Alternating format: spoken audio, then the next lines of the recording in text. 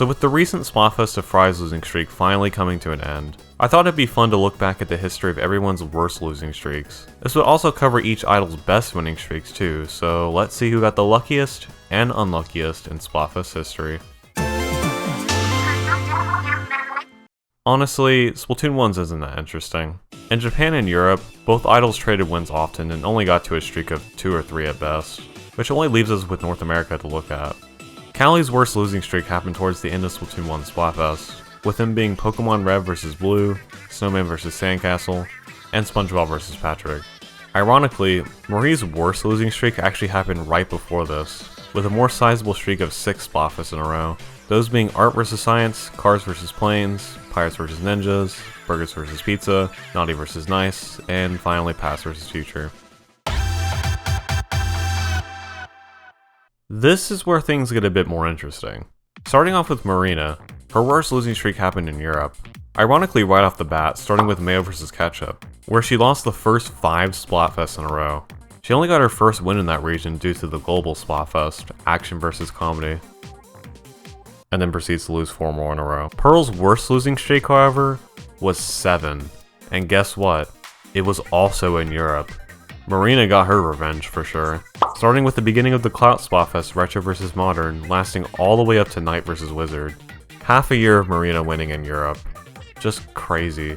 Heck, even in Japan, Pearl got off to a rough start after the first Splatfest, where she lost 6 Splatfests in a row. The funny thing about that losing streak in particular is Pearl actually complained about it in the announcement of Hana vs Dango, the Splatfest she finally broke the streak in. Meanwhile in North America, Marina complains about a lost streak of 3. Real. Oh boy, Splatoon 3.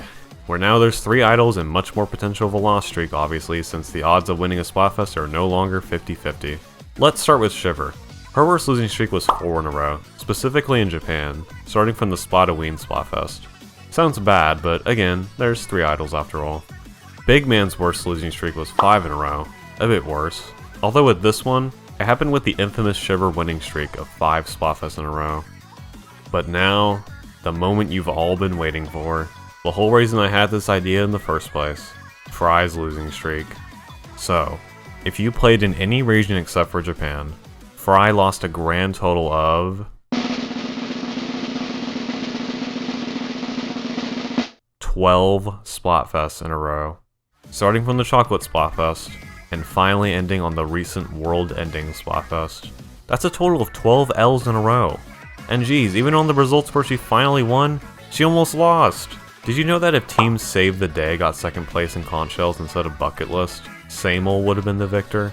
That's how close it was still. Fry really is the unluckiest idol we've ever had. Not to mention she got robbed on one of the Splatfest, Handshake vs Fist Bump vs Hug, due to the old system being used still. Had the new system with the second place bonus been in place at the time, Fist Bump would have been the winner. Although ironically her first W would have been taken away had the new system been in play this whole time. Team sweep. Here's some more interesting facts about the new system's tally affecting old Splatfest. If Team Skeleton and the Splatoween Splatfest would have gotten second place in votes, then she would have won by 10 points. And she lost second place votes by 2% to Team Zombie. GG. Fry's second win in Japan actually would have been taken away with the new system as well. Big Man's team barely beats Fry's by 25 points. So yeah, Fry's cursed. End of story. But yeah, that's about it. Just a fun little video looking at all the idols' lowest and highest points in Splatfest history. The big question now is, what's your worst losing streak? Personally, mine isn't very interesting. Only a streak of 3 in a row in Splatoon 2 a few times, and ironically just 2 in a row so far in Splatoon 3.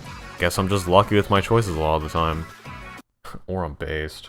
But I've heard some horror stories of people not winning a single Splatfest yet despite playing almost all of them.